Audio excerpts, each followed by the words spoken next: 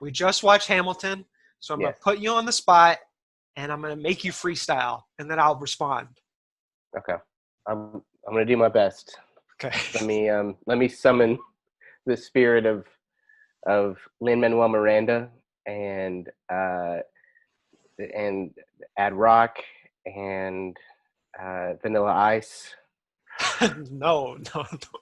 My name's JD, and I'm here to say I could watch Hamilton like every day. It's on Disney Plus. It don't cost much. If you're strapped for cash, try going Dutch. I Wow. mean, wow. I don't know if I could top that, but I'm going to try. Let me summon the power of one Fred Durst. Move in, now move out. Hands up, now hands down. Back up, back up. What you going to tell me to do now? Breathe in, breathe out. Hands up again, hands down again. Back up, back up. What you going to tell me to do now? Keep rolling, keep rolling, keep rolling, rolling, rolling. That's it. The words of a poet. And he didn't even know it.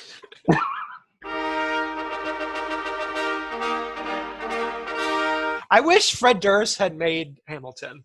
It would be.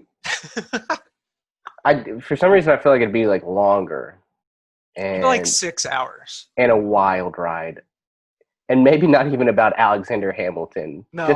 Just a guy whose last name is Hamilton.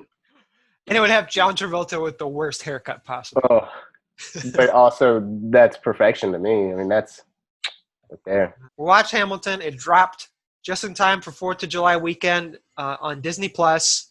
It was filmed in 2016. It's been sitting on the shelf since. I mean, there's other movies coming out for 4th of July, but this is like one of the more perfect times to release this movie because it's about our founding fathers. It's about the American Revolution.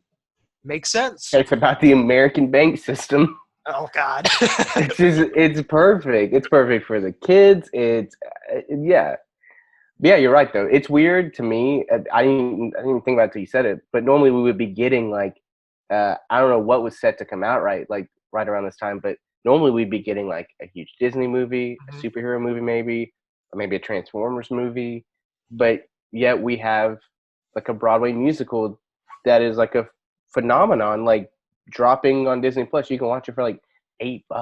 Yeah. And it's one of those things, it's like, this is not your typical Broadway play either, because everyone in America knows about it. And if they don't know about it, they don't watch TV. They don't listen to any content at all. They probably don't have friends who have talked about it and just said, said, oh, I really want to see Hamilton. If you haven't like even heard a song, I just feel like that's kind of crazy to me now. That's like not hearing a Wicked song or like a Frozen song. Oh, yes, you have a question? Yes, a question? Well, no, not a question, more of a statement. Yeah. I have not, until this very moment, I did not listen to a song. I did not listen to podcasts about it. I did not read any articles about it. I intentionally stayed away from anything Hamilton because I knew at some point it was going to be on video and I could watch it. That's crazy. Like, I wish I could do that with so many things. Maybe like a Frozen. I just don't want to have to hear those songs anymore. But that's it. Like, but I'm sure it made it more enjoyable for you. I feel like, we are in an industry where we talk about everything, and especially when something gets nominated for a record amount of Tony Awards and just sells out over and over again and keeps coming back and back. And it's like, I feel like there was a good 2 years of my life where I talked about Hamilton every day, and I hadn't seen it yet until like just last year. I saw it as true as it could be. It has all of the original cast from the Broadway version. So you got Lin-Manuel, you got Leslie Odom Jr., Jonathan Goff, Daveed Diggs, everybody else. And, from my perspective, even though I didn't want the hype to like influence my opinion of it, it still was hyped up. I still heard people at work talking about it. So part of me was like, well, okay, it doesn't meet the hype. But what it did meet is the songs are catchy as hell. They are so catchy.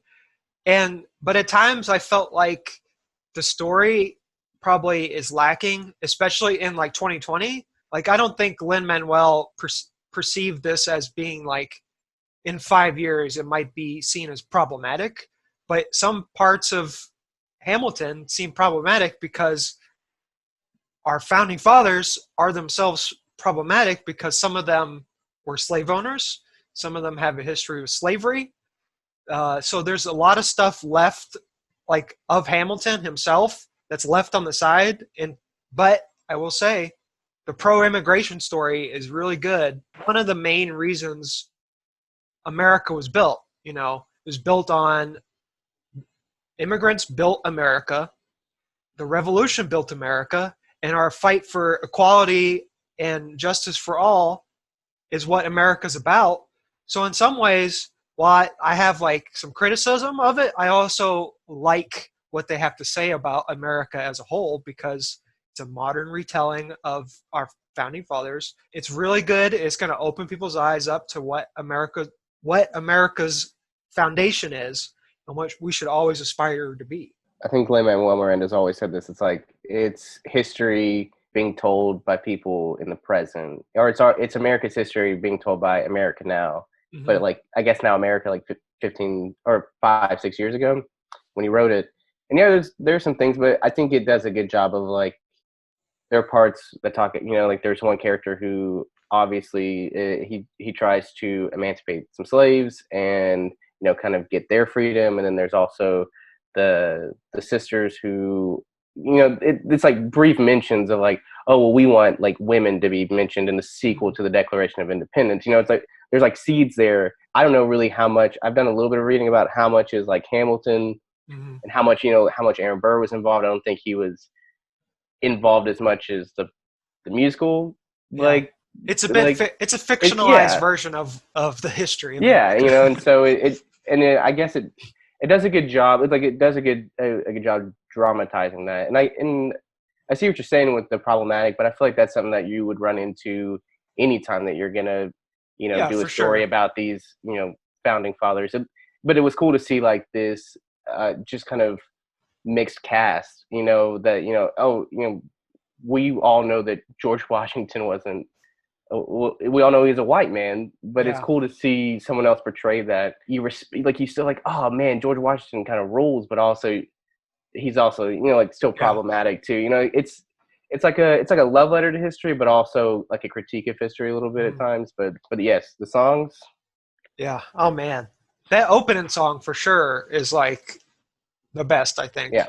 I think Zach kind of touched on it a little bit when they talked about Mary Poppins almost like 2 years ago, but it's interesting to see kind of how Hamilton's later influenced that kind of stuff too. And I feel like, I wonder if we're going to look at, like when In the Heights comes out, if we're going to be like, oh, this feels like almost like a precursor to it's weird because lin-manuel Miranda is just everywhere right now. Yeah. And his influence is felt. But the songs, like when I listen to the songs, which is basically the musical, that's a warning for some people. Like I'm not normally a fan of musicals that are all music. I do not like Les Mis. Yeah, this musical is just like, it doesn't give you any exposition whatsoever. It just goes from one song explaining one thing into the next. It's a through line. It's a story through line. It goes historically. But yeah, there's no exposition at all.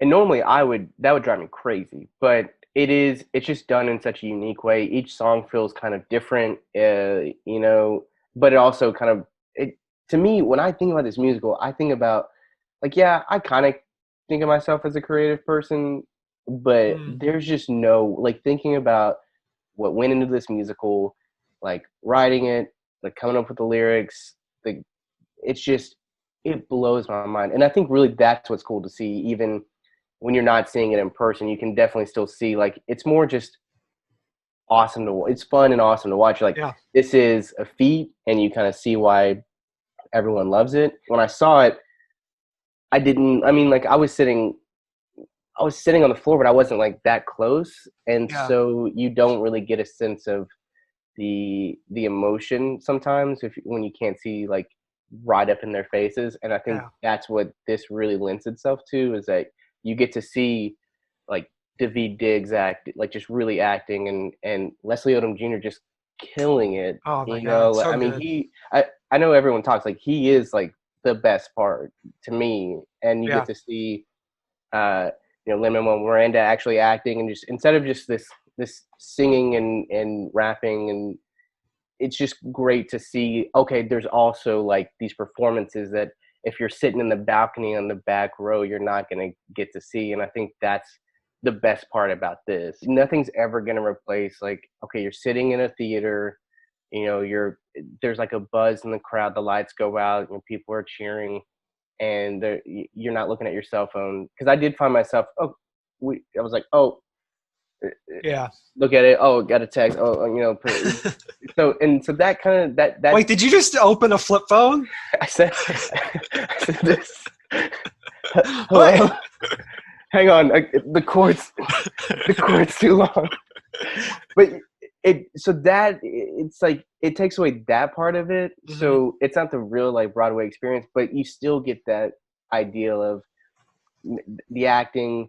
One of my favorite things about the whole show is kind of how minimalist the set is. There's not like everything is one set, and there's like turntables in the floor, and how they also use a lot just like small props, and they really use the bare minimum. Choreography, the music, the acting, the everything about it is amazing and a technical feat, and the performances are wonderful, and you're going to see a lot of takes.